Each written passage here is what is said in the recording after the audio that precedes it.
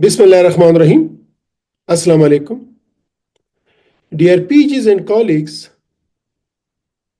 today is 19th February, and inshallah, Ramadan will commence after 9 or 10 days.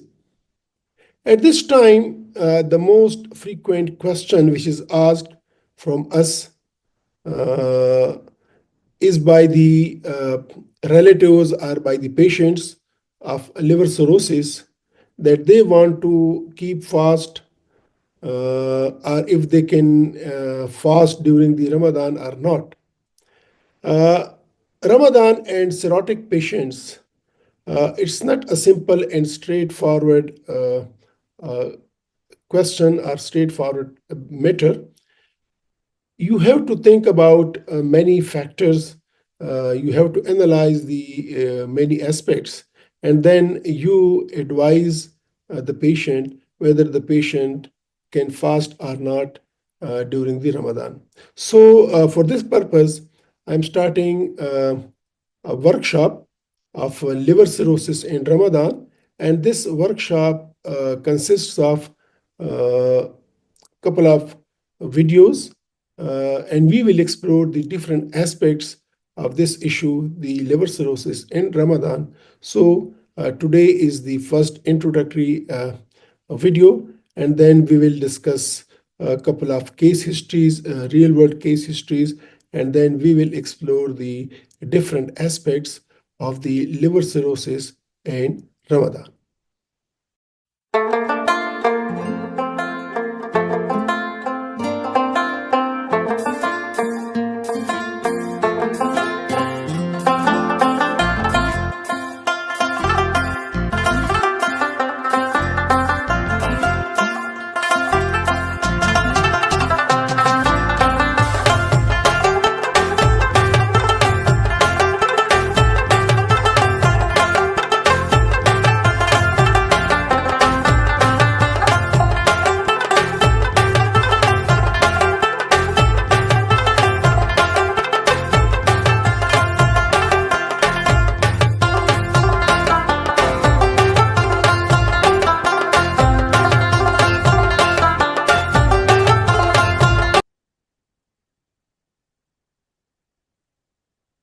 Welcome to the workshop on fasting during Ramadan and liver cirrhosis.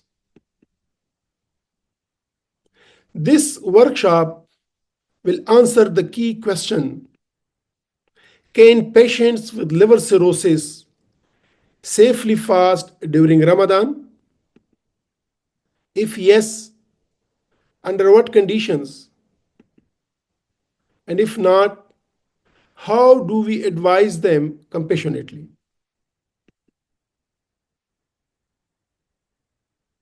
We know the Islamic perspective on fasting. There's religious flexibility, and we see the Quranic allowance for the sick to postpone or skip fasting through Surah Al-Baqarah, Ayat 185. The patient concerns. Importance of balancing religious obligations with health.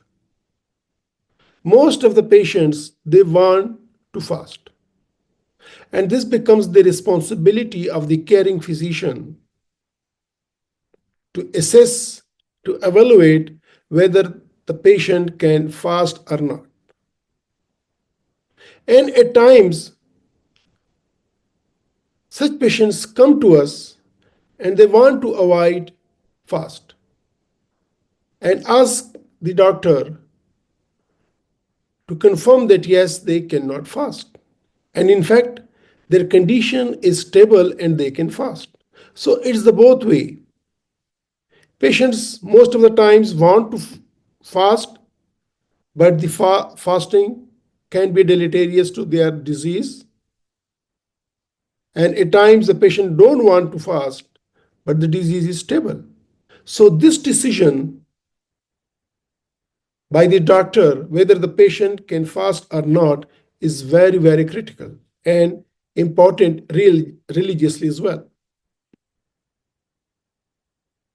So this workshop on fasting during Ramadan and liver cirrhosis will discuss the implications of fasting during Ramadan for patients with liver cirrhosis, highlighting the potential risks and benefits and providing guidance for healthcare professionals.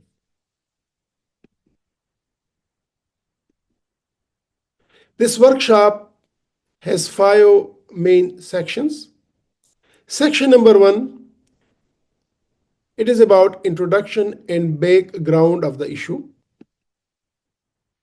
Section number 2, we will see the physiological changes during fasting. We'll discuss what are those physiological changes during fasting.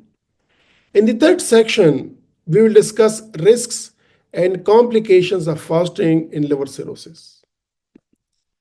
In the fourth section, we will discuss precautions and recommendations for fasting in liver cirrhosis.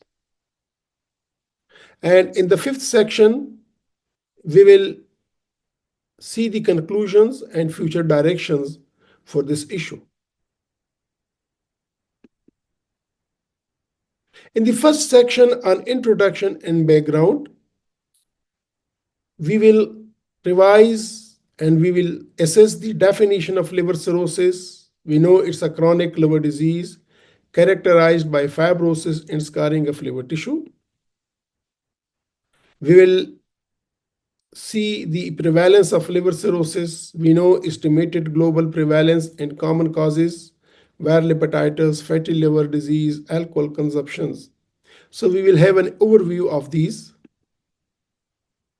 And then we will have an overview of the benefits and risks of fasting during Ramadan for patients with chronic medical conditions. So the Ramadan fasting and health. In the second section on physiological changes during fasting, we will discuss metabolic changes, how there's a shift from the glucose to ketone metabolism, and implications for liver functions. We will have an overview of the fluid and electrolyte balance, the risk of dehydration and electrolyte disturbances, particularly in patients with cirrhosis. And what are the hormonal changes during fasting? So the impact of fasting on hormone levels, including insulin, glucagon, and cortisol. In the third section on the risks and complications of fasting in liver cirrhosis, we'll discuss the dehydration and electrolyte imbalance issue. There's increased risk of dehydration and electrolyte disturbances in patients with cirrhosis. We'll also touch upon the hepatic encephalopathy, the risk of worsening hepatic encephalopathy due to changes in gut flora and ammonia metabolism. The variceal bleeding issue, the potential increased risk of variceal bleeding due to changes in blood pressure and volume, and worsening of liver functions. Risks of worsening of liver functions, particularly in patients with advanced cirrhosis.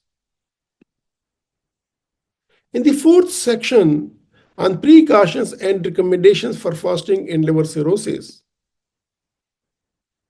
we'll discuss about the pre-fasting evaluation, the importance of pre-fasting evaluation, including assessment of liver functions, electrolyte levels, and overall health status. The second important aspect in this section will be hydration and electrolyte management.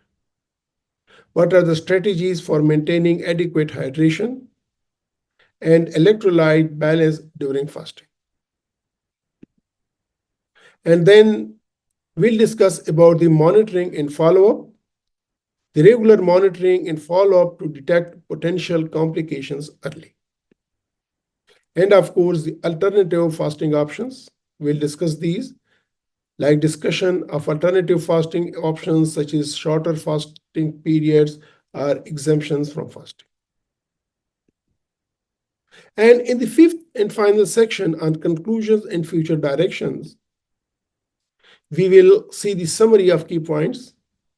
We'll recap the main points discussed in the workshop. And what are the future research directions, like identification of areas for future research, including studies on the effects of fasting on liver function, and the development of evidence-based guidelines for fasting in liver cirrhosis, and the clinical implications. It includes discussions of the clinical indications of the workshop. We'll discuss these, including the importance of individualized assessment and management of patients with liver cirrhosis who wish to fast during Ramadan. So I end here. Tomorrow, we will discuss a couple of real-world case histories suggesting how to tailor fasting recommendations according to the patients. So be with me. Tomorrow, we discuss a couple of case histories, and after that, we'll embark on the workshops in stepwise. Take care. See you tomorrow.